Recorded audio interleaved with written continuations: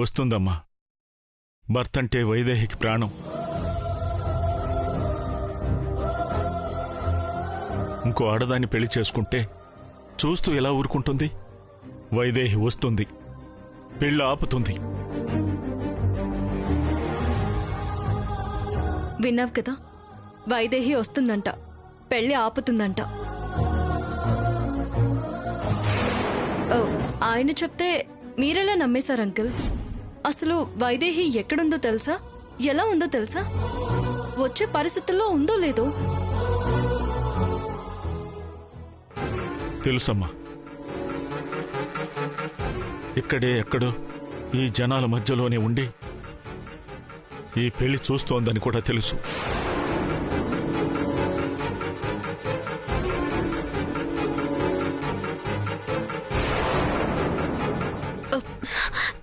ఏమంటున్నారు?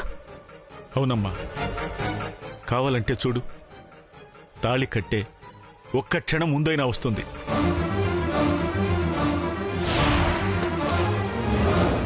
అప్పుడు వచ్చేంత వరకు ఆగడవెందుకు అంకుల్?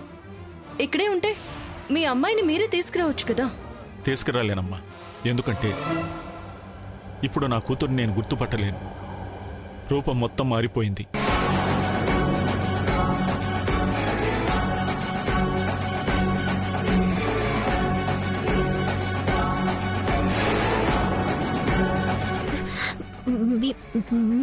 మీకెలా తెలుసు? అంటే నీకు తెలుసమ్మా? అదే, ఈ విషయం మీకెలా తెలుసు? మొహం ఎందుకు మారిపోయింది అని అడుగుతున్నాను. ఎవరో కారులో కూర్చోబెట్టి లోయలో పడేశారమ్మా. ఆ యాక్సిడెంట్లో మొహం మొత్తం పాడైపోతే ఆశ్రమంలో వాళ్ళు కాపాడి చికిత్స చేశారట. కొన ప్రాణంతో ఉంటే పక్కనే ఉన్న ఆశ్రమానికి తీసుకెళ్లి బ్రతికించారని చెప్పారు. అసలు కారులో దొరికింది నా కూతురేనా? మీ అమ్మాయి పేరు వైదేహినే కదా? అవును. అయితే మీ అమ్మాయే. రూపం కారణమని నేను అనుకోవడం లేదు. జరిగింది ప్రమాదం కాదు, తనని ఎవరో చంపాలని చూశారని చెప్పింది.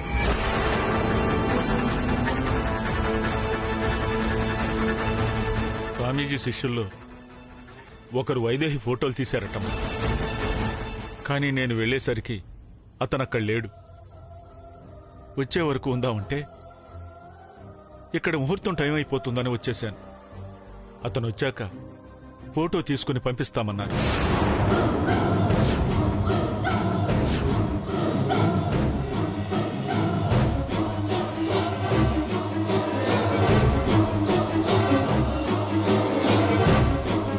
ఆ ఫోటో వస్తే చాలు, నా కూతుర్ని గుర్తుపట్టేస్తాను. ఇప్పుడు ఎలా ఉందో ఏంటో, ఎప్పుడెప్పుడు చూస్తానా అని ఆత్రంగా ఉంది.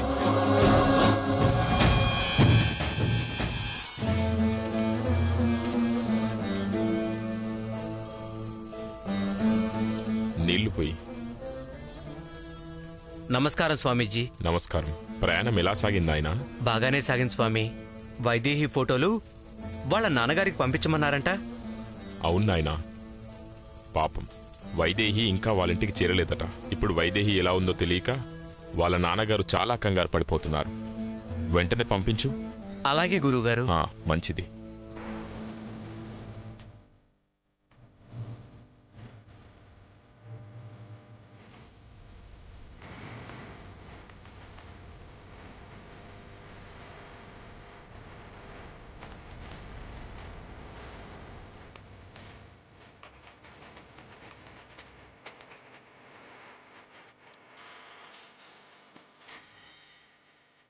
మీ కూతురికే బంగారపు బొమ్మలా ఉంటుంది. అలా చూస్తూ ఉండిపోతారు. ఏంటమ్మా, ఇందాకటి నుంచి మీరిద్దరు చూసినట్టే మాట్లాడుతున్నారు. మీరు చూశారా? లేదు లేదు, వైదేహి మీద తనకి అభిమానం ఎక్కువ, అందుకే అలా అంటుంది కదా.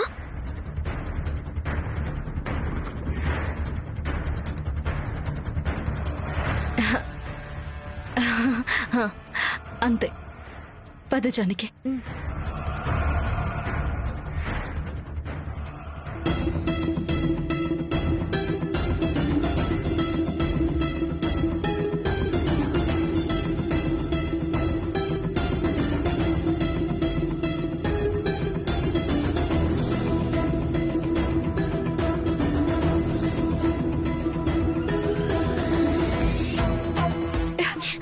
చూసావా, దేవుడున్నాడు.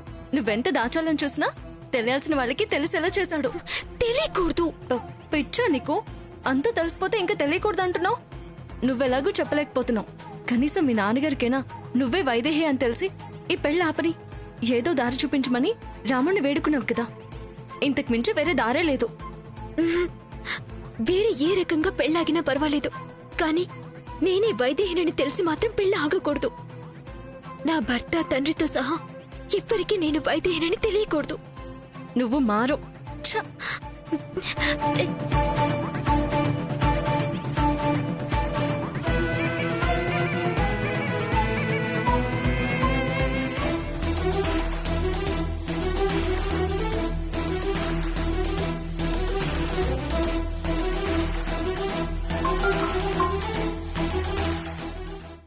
ఫోటో పంపించినట్టున్నారు.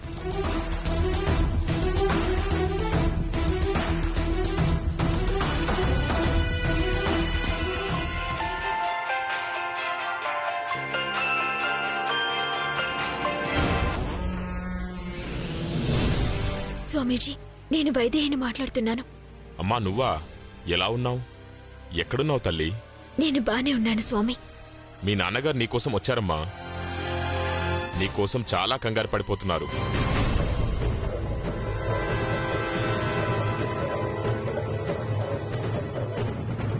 ఇప్పుడు నువ్వు ఎలా ఉన్నావో తెలియక నీ ఫోటోలు పంపించమంటే ఇదిగో ఇప్పుడే పంపిస్తున్నాం.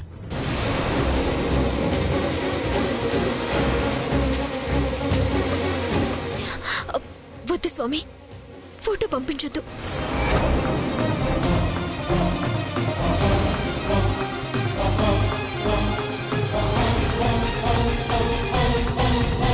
ఎందుకొద్దంటున్నావు తల్లి? ఎంత బాధపడుతున్నారో తెలుసా? ఎందుకో ఏమిటో మీకంతా వివరంగా చెప్తాను. ముందు ఫోటో పంపించకుండా ఆపండి. శర్వానంద, ఆ ఫోటో పంపడం ఆపు. స్వామి, ఇప్పుడే పంపించేశాను.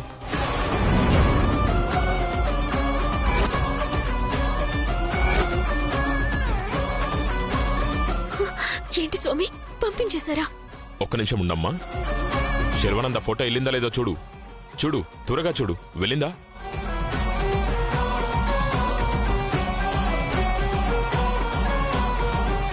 ఇంకా వెళ్ళలేదు స్వామి. అయితే ఆపు, వెళ్లకుండా చూడు.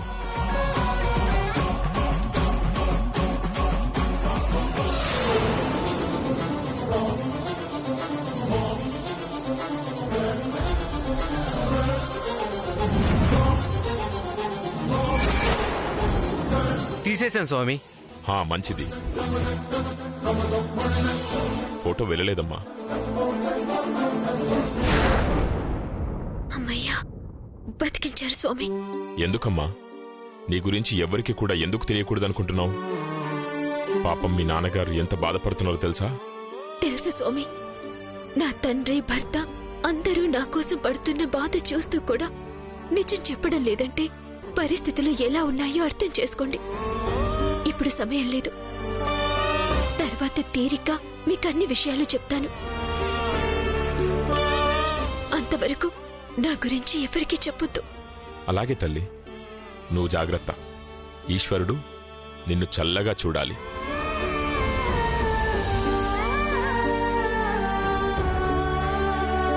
అంతా దైవేచ్ఛ. ఓం నమః శివాయ.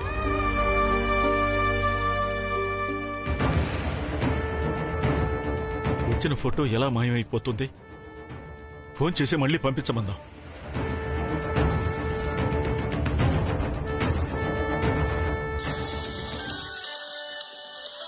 గురువుగారు, ఆ?